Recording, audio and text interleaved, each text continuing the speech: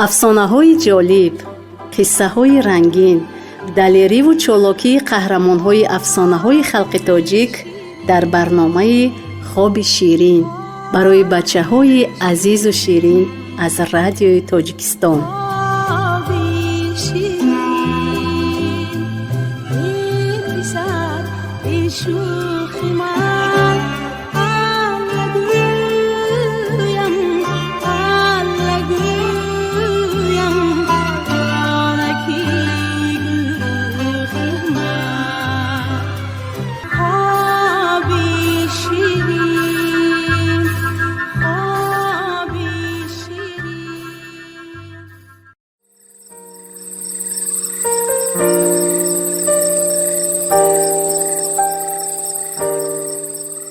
салом алейкум дӯстроякони ман.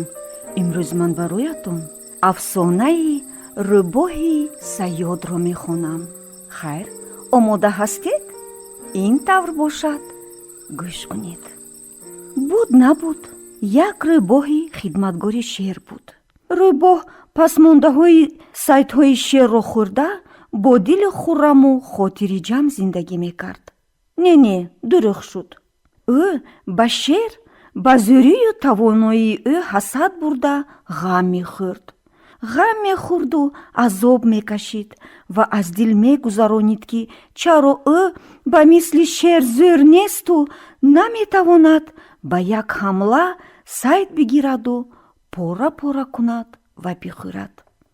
як рӯз ба шер гуфт: эй подшоҳи ҷонварон, эй паҳлавони паҳлавонон, камина хушбахтам ки хидмати шуморо адо мекунам, лекин 100 бор хушбахттар мешудам агар шумо маро ҳамроҳатон ба саёдгоҳатон мебурдед, то бубинам ки дар лаҳзаи шикор аз тарафи шумо чӣ ҳунари ҳайратангезу ҳаяҷоновар зоҳир мешавад.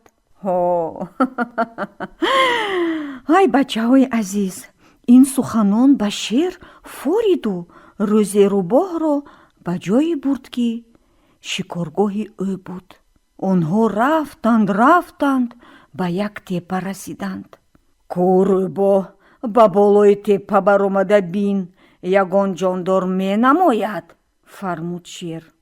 рӯбоҳ ба сари теппа баромада, 4 тарафро аз назар гузаронида гуфт: ой, галаи тойчаю бойталро мебинам. чӣ хуб, аҷаб шикоре мекунам.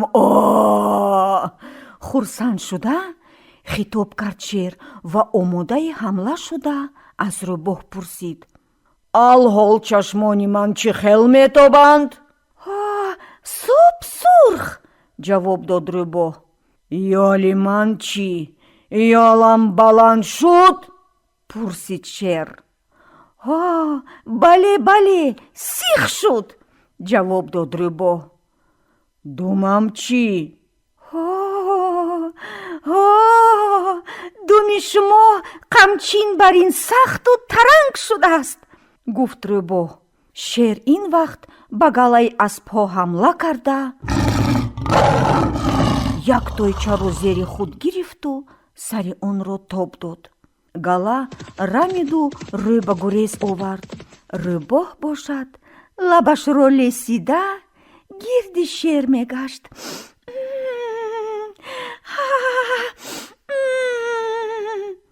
хуш, рӯбоҳ, диди ҳунари моро? пурсид шер. дидам. офарин ба шумо, офарин, гуфт рӯбоҳ ва аз дил гузаронид. шикор мушкиле надоштааст. рӯзи дигар рӯбоҳ аз шер иҷозат гирифта ба шикоргоҳи ӯ рафт. мерафт ки аз пешаш харгӯш баромад. эй харгӯш, аз паси ман биё, ба ман хидмат кун. ман шикор мекунам, ту пасмондаҳои маро мехӯрию аз ғами хӯрокёбӣ халос мешавӣ. кошки ҳамин тавр мешуд, гуфт харгӯш. 3 روز است که چیزی به دهانم نگرفتم. های چنان گرسنه‌ام، چنان گرسنه. خرگوش از پس روباه رفت. آنها به تپه رسیدند.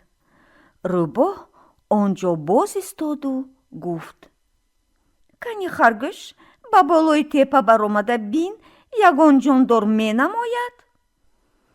خرگوش به بالای تپه برآمده به این طرف به آن طرف چشم دوخت و گفت: گلای بیتل رو می بینم، گلای بیتل رو می بینم. روباه آماده حمله شده از خرگوش پرسید: بین کو چشمانم سرخ شدند؟ نه، گفت خرگوش به چشمانی روباه ذهن مانده. صبح سرخ بگوی، فریاد زد روباه. اکنون بین که موی گردنم سیخ شده است؟ نه، جواب داد خرگوش. بگوی که سیخ بر این خیست است، فریاد زد روباه. سیخ شد، گفت خرگوش. کنی بین دومی من ترنگ شده است؟ پرسید روباه.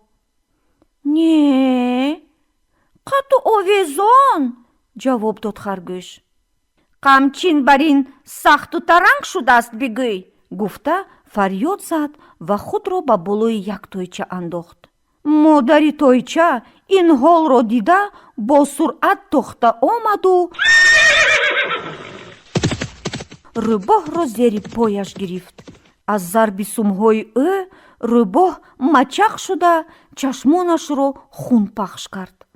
انا اکنون چشمانی تو سرخ، گفت خرگوش به سری روباه آمده. روباه جان داده ایستاده دهانش را کلان گشاده به زور نفس میکشید و موی گردنش سیخ شده بود. انا اکنون موی گردن تو سیخ شده است، گفت خرگوش. روباه جان داد و معلوم نشد که هنری شعر رو فهمیده جان داد یا نفهمیده. بچه های عزیز، شما باشید جان خود را به خطر ناندازید. این بود افسانه روباه صیاد.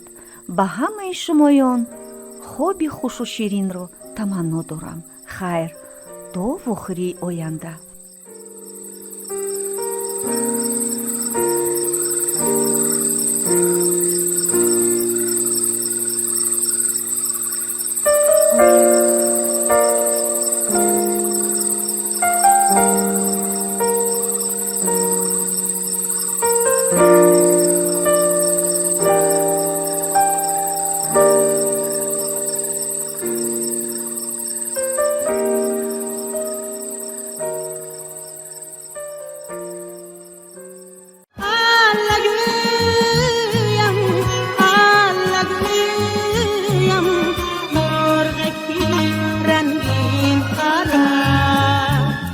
افسانه‌های جالب، قصه‌های رنگین، دلیری و چالاکی قهرمان‌های افسانه‌های خلق تاجیک در برنامه خواب شیرین برای بچه‌های عزیز و شیرین از رادیوی تاجیکستان.